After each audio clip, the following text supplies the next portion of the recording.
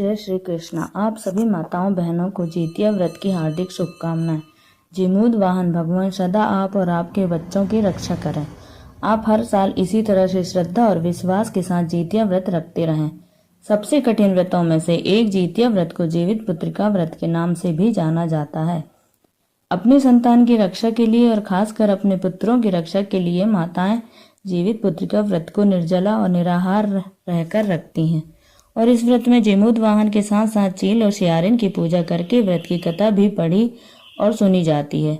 तो आइए सुनिए जितिया व्रत की कुछ पौराणिक कथाएं। जितिया व्रत की पहली पौराणिक कथा के अनुसार गंधर्वों के राजकुमार का नाम जिमूद वाहन था।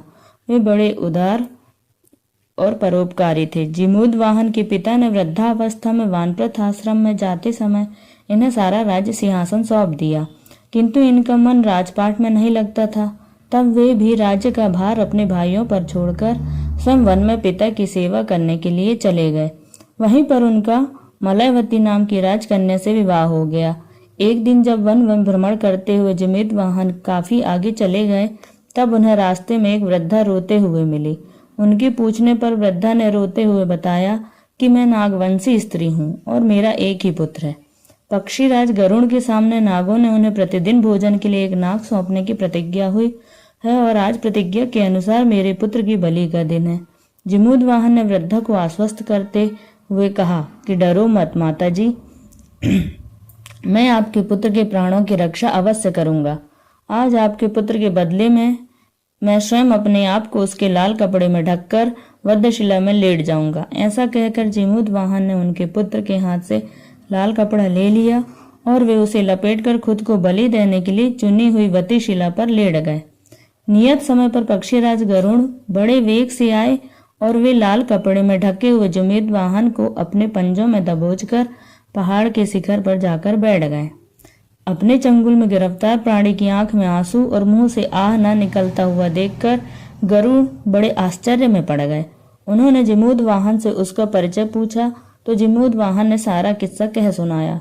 गरुड़ जी उनकी बहादुरी और दूसरों की प्राण रक्षा करने में स्वयं का बलिदान देने की हिम्मत से बहुत प्रभावित हुए।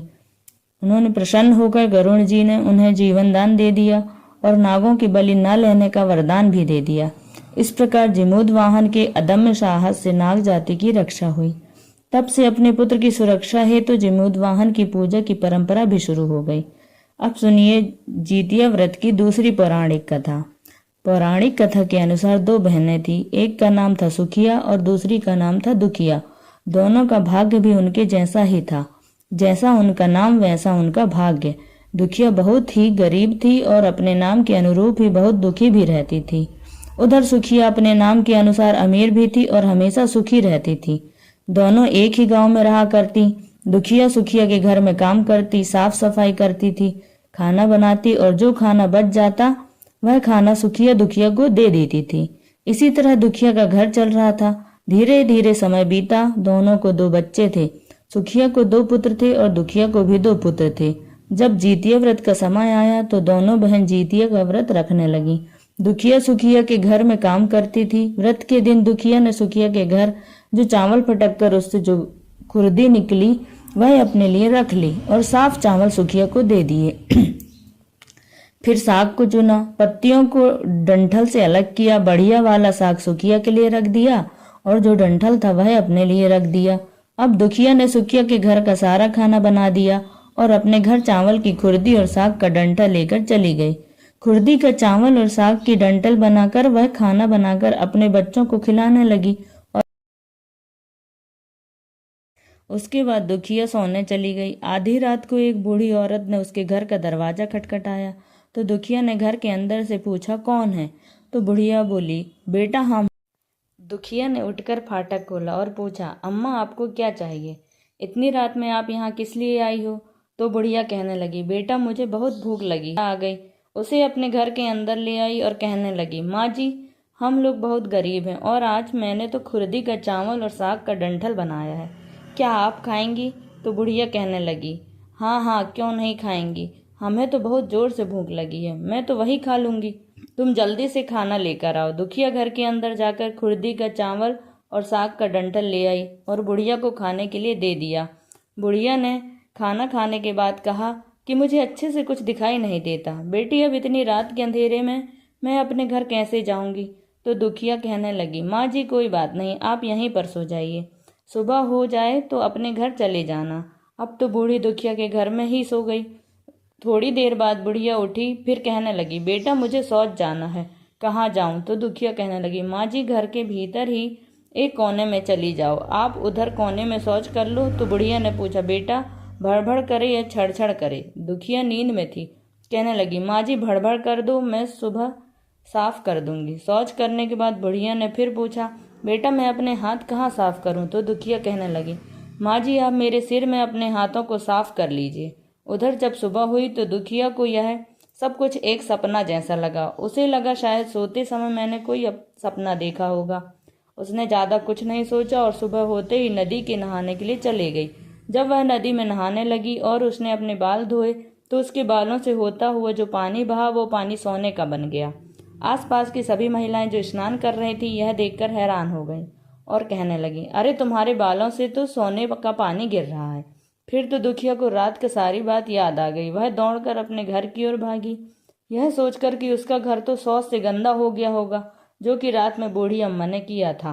पहले तो मुझे उसे साफ करना होगा, फिर मुझे स्नान करना चाहिए। वह भागकर जब अपने घर में गई, उसने देखा कि घर के हर कोने में ढेर सारा सोना बिखरा हुआ है। यह सब देखकर दुखिया बहुत हैरान और खुश हो गई और सोचने लगी कि जीत मान बाबा अर्थात चिमोत वाहन की कृपा है। यह सब जो माता का रूप धारण करके मेरे घर आए और मुझे इतना भर भर कर आशीर्वाद देकर गए। इस प्रकार दुखिया अमीर हो गई और अब उसने अपनी बहन सुखिया के घर जाकर काम करना भी बंद कर दिया। उधर दुखिया जब अपना व्रत पूरा करती है तो अपने पुत्र से कहने लगी कि जाओ मौसी के घर से तराजू लेकर आओ, यह नापने के लिए कि यह कितना सोना होगा। बच्चा बहुत खुशी से सुखिया मौसी के घर गया और तराजू मांगने लगा। तो सुखिया ने पूछा कि तराजू में तुम्हें क्या तोलना है? तो बच्चा कहने लगा, मौसी मेरे घर में बहुत सारा सोना है, उसी को तोलने के लिए माँ ने तराजू मंगवाया है। जब सुखिया ने यह सुना तो बच्चे से कहने लगी, खाने के लिए तो तुम्हारे पास कुछ है नहीं और सोना तो क्यों मुझसे झूठ बोलते हो? तो बच्चा कहने लगा, नहीं मैं झूठ नहीं बोल रहा। सुखिया ने यह सोचा कि जब तराजू मांगा है तब कुछ न कुछ तो तोलना ही होगा, इसलिए उसने तराजू के पीछे गोंद लगा दिया और सोचा कि जो भी वह नापेगी थोड़ा सा इसमें भी चिपक जाएगा। दुखिया जब तराजू पर सोना तोलने लगी तो सोने के कुछ टुकड़े उस गोंद में चिपक गए। जब बच्चा तराजू लौटाने के लिए वापस आया तो सुखिया ने तराजू को उलट पुलट कर देखा तो उसे तराजू में सोना लगा हुआ मिल गया। सुखिया ने सोचा उसके घर में जरूर कहीं से सोना आया होगा, इसलिए तो वह कई दिन से काम पर भी नहीं आ रही। चलो चलकर देखा जाए कि आखिरकार दुखिया के पास इतना सोना कहाँ से आया। यह सोचकर सुखिया दुखिया के पास जाकर पूछने लगी, बहन तुम्हारे पास इतना सोना कहाँ से आया कि तुमने तराजू मंगाया? तो दुखिया ने उस रात की सारी कहानी अपनी बहन को बता दी। दुखिया का मन एकदम सच्चा था, इसलिए उसने सब कुछ सच सच बता दिया। सुनकर सुखिया के मन में लालच आ गया कि दुखिया के पास तो अब हमसे भी ज्यादा धन आ गया। अब अगले साल जीतिया में मैं भी खुर्दी का चावल और साग की डंठल बनाऊंगी। यह सोचकर अगले साल जीतिया का व्रत दोनों बहनों ने रखा। सुखिया के पास तो हर तरह का सुख था और धन भी था, फिर भी वह जीतिया के दिन चावल फटक कर साफ चावल फेंक रही थी और खुर्दी अपने पास रख रही थी। साग को तोड़कर पत्तियां उसने फेंक दी, डंठल अपने पास रख ली और उसने वही खाना बनाया। खा पी कर पूजा पाठ करके वह सोने चली गई। फिर आधी रात में उसके घर में भी बुढ़िया आई। दरवाजा खटखटाया। सुखिया आंखें बंद कर उसी का इंतजार कर रही थी। उसने तुरंत दरवाजा खोला और बुढ़िया को अपने घर के अंदर बुला लिया। थोड़ी देर बाद बुढ़िया कहने लगी, बेटी मुझे बहुत भूख लगी है, कुछ खाने को दे दो। तो सुखिया कहने लगी, माँ जी मैंने तो खुर्दी का चावल और डंठल का साग बनाया है। बुढ़िया कहने लगी, कोई बात नहीं मैं खा लूंगी।